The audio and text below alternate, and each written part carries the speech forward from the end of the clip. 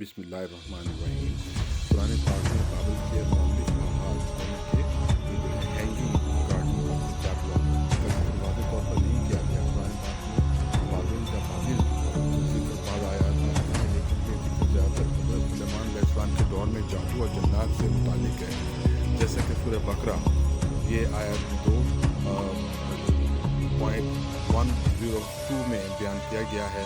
इस आयत में बाबिल का जिक्र दो फरिश्तों हारूत और मारूत के साथ आता है जो लोगों को जादू सिखाते थे।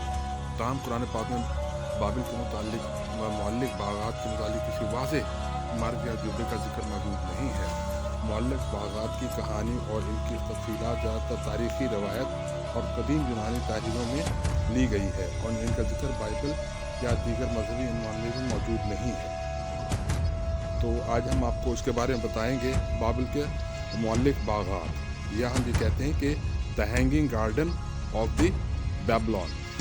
बाबिल के मुतालिक बागात कदीम दुनिया का सबसे पुरस्कार और दिलकश अजायबात में से है। ये अक्सर कदीम दुनिया के साथ अजायबात में शुमार का होता है।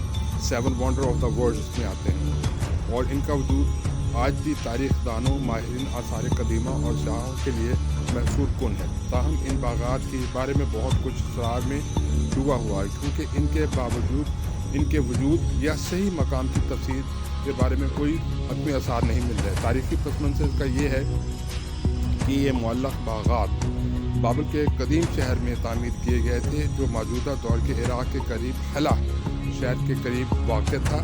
बाबिल अपनी शानदार तामीरात, अज़ीम शान मोहल्लात और बुलंद वाला दीवारों के लिए बहुत दुनिया में मशहूर है और ये कदीम तरीन शहर था। मौलिक बागात किसने तामीर किए?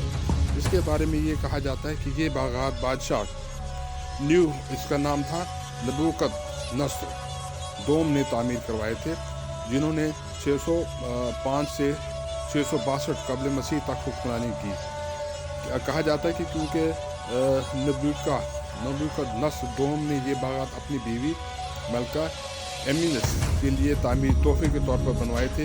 वो मीडिया मौजूदा ईरान से थी, जो अपने सरसब्ज़ पहाड़ों और बागात के लिए मशहूर था। बागात का मकसद इन्हें बाबिल का खुश्क माहौल में अपने वतन की याद दिलाना था। मौलिक बागात की तफसील क्या है कि इसके मुतालिक ये है कि अक्सर सतहों पर मुख्तलिफ बागात बयान किया जाता है, जिनमें मुख्तलिफ अक़साम के दरख्त, झाड़ियाँ और बेलें थीं।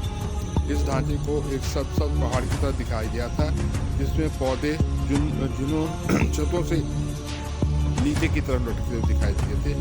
मैमार कैसे हैं? जैसे कि बागात मुबैना तौर पर कई सतहों पर बनाए गए थे, जिनमें छतें मिट्टी की ईंटों से बनाई गई और ये थे कि इन छतों को इतनी मकदार में मिट्टी रखते थे कि डिज़ाइन किया गया था कि जो बड़े दरख्तों और जड़ों को सहारा दे सके। आबपाशी का निज़ाम इसमें ऐसा था कि तारीख़ी बयानात में इन सबसे ज़्यादा मुतासिर कुन जो खसूसियात थी इसकी, वो ये है कि पानी के जो है ना वो कहाँ से लेके जाया जाता था। ये पानी मुबैना तौर पर दरिया फ़रात से खींचा जाता था और पंप, चैनल और नालियों के ज़रिए सबसे ऊपर की छत तक पहुँचाया जाता था। ये शानदार इंजीनियरिंग कारनामा था, जो बाबिल के खुश्क और आबो हवा में बागात को सरसब्ज़ रखने की पूरी कोशिश थी। पौधे कहा जाता है कि बागात में दुनिया के मुख्तलिफ हिस्सों में लाए गए पौधे, नायाब पौधे, फूल और दरख्त मौजूद थे, जो एक खूबसूरत और खुशबूदार माहौल पैदा करते थे। ये सरसब्ज़ मनाज़िर गिरदो नवाह के सहराई माहौल से बिल्कुल मुख्तलिफ थे, जिससे ये बागात खूबसूरत और सुकून का जजीरा बन जाते थे। इसरार और मुबाहसा। अब ये देखें, ये है कि मौलिक बागात का वजूद तारीख़दानों और माहिरीन अक़साम कदीमा के लिए दरमियान बहस का मौजू है। कदीम दुनिया के दीगर अजायबात जैसे कि गीज़ा के अहराम और बरअक्स बाबिल में इन बागात के हतमी आसार दरियाफ़्त नहीं हुए।